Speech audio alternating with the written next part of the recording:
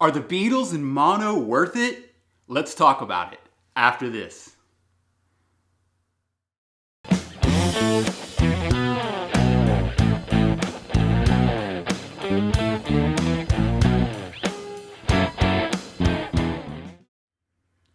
Hey everybody, this is Josh with Hi-Fidelity Records. Just wanted to come to you and talk about something maybe some newer record collectors aren't quite sure about when they see the Beatles in mono box and they're like, well, don't I want to hear them in stereo? I mean, who wants to hear something in mono?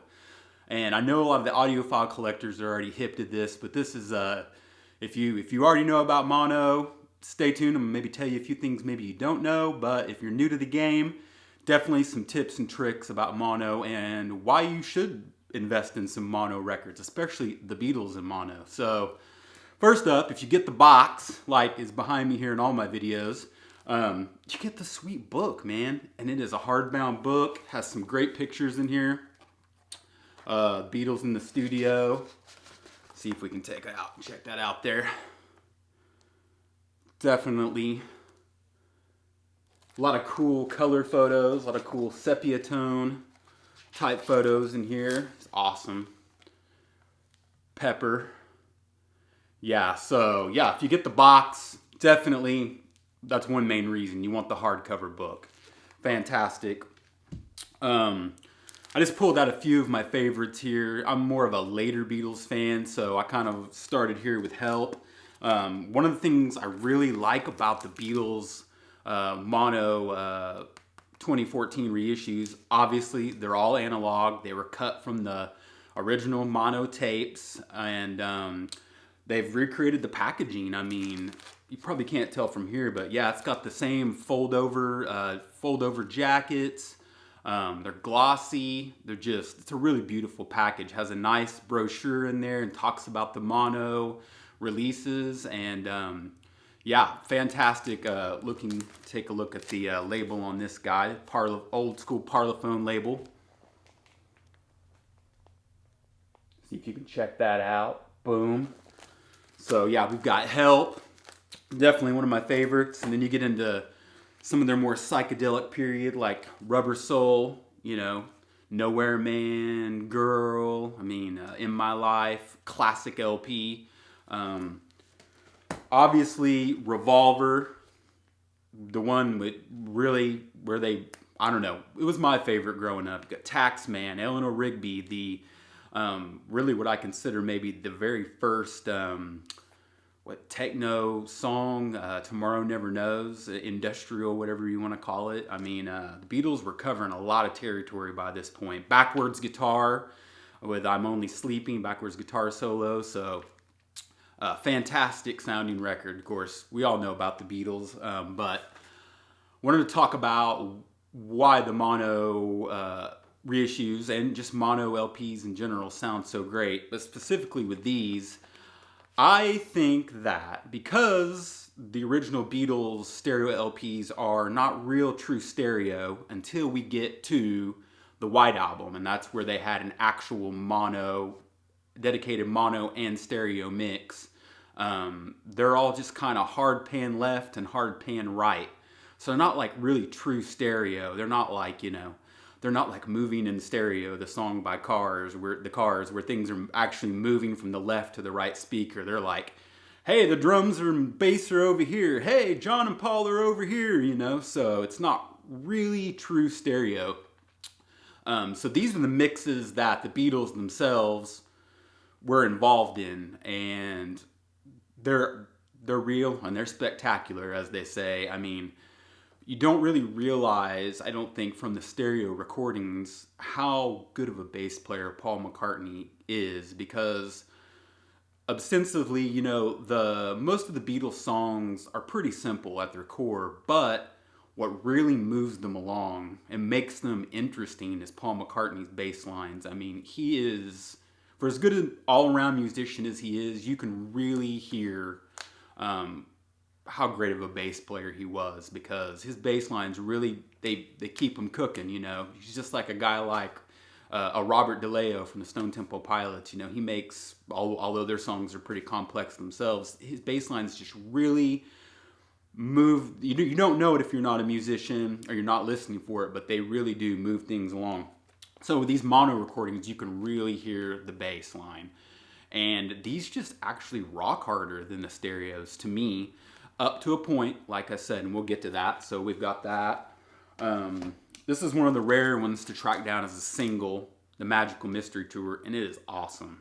Now, I know the German Horzu pressing stereo is the one everyone's, looking for, and if you want stereo, by all means, that's definitely the one for this. It has a great stereo mix. But the mono, nothing to sneeze at. Obviously, the pepper is amazing, and this is cool. It comes with all the inserts. I think this is one of the cooler, like, original style jackets that they did. And you can see it still has the OG Parlophone label on there. Really cool. And then we get to the White Album, and this is where they did have a dedicated stereo mix, and they did have a dedicated, they put some time into it. So there's some things moving back and forth, but do yourself a favor, you need the mono, because there's some stuff in the mono that you're just not hearing in the stereo, and it's awesome. This is also, I think, one of the harder ones to find of the mono box. But if you love this album and you don't want to get the whole box, you don't want to invest the whatever, the $1,500 I think that it's going for now, do yourself a favor and get this guy, and this one too, which is going to come up. But the mono White Album is killer. I mean, you owe it to yourself to get this one. I think another question I think that maybe a lot of newer collectors might have about these mono pressings is, don't I need a mono cartridge to play these? No, you don't. You do not need a mono cartridge. Now, I think in some instances it really helps, but they're going to sound great with your stereo cartridge. Your stereo cartridge is going to track them, and they're going to sound awesome. So don't worry about that. These just, I grew up with the original like 80s CDs.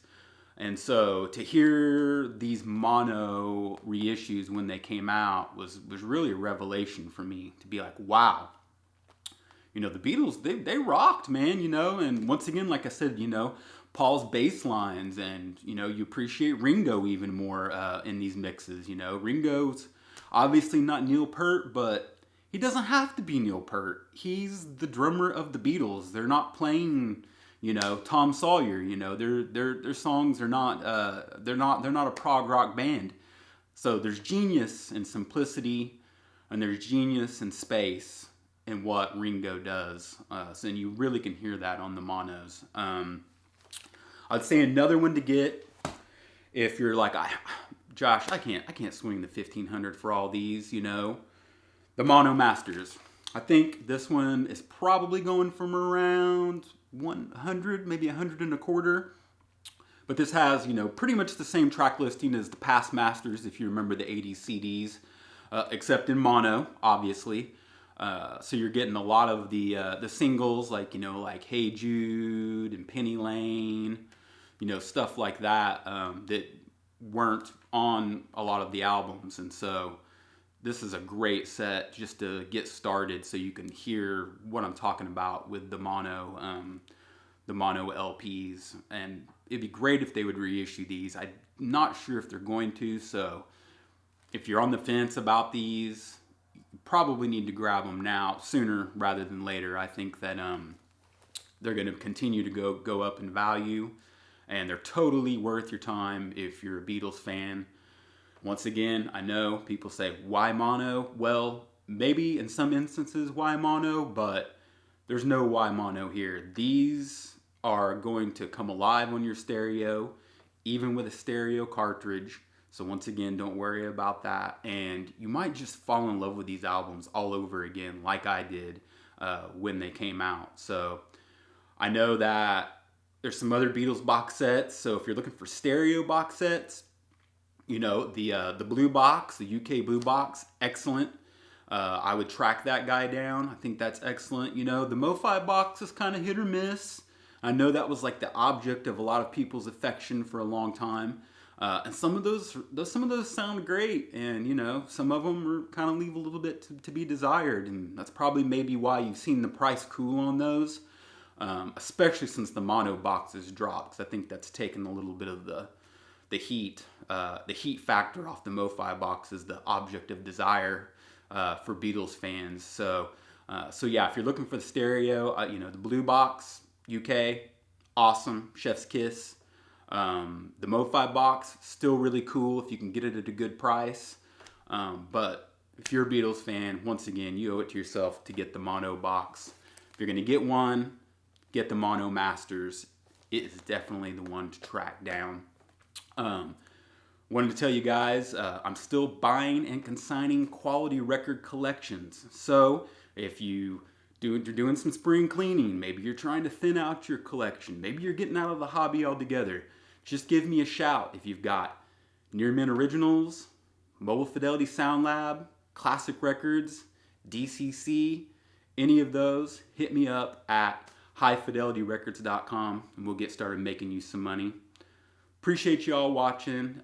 Hit that like, or once again, man, if you hated it, hit the dislike. I mean, I'm just happy you guys watched. Subscribe. I'm going to be coming to you with some cool reviews of some new records coming out, and maybe doing some highlight of some of the better records in my collection. So stay tuned, and we'll see you guys next time. Peace.